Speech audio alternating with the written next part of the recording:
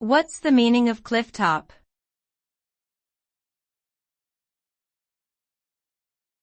Clifftop.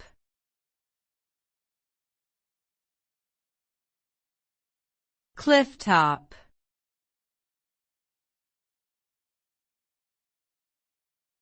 Clifftop.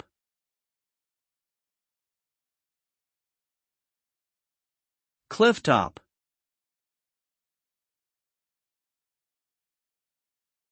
Clifftop refers to the uppermost part of a cliff, typically the exposed edge that overlooks a body of water or a valley.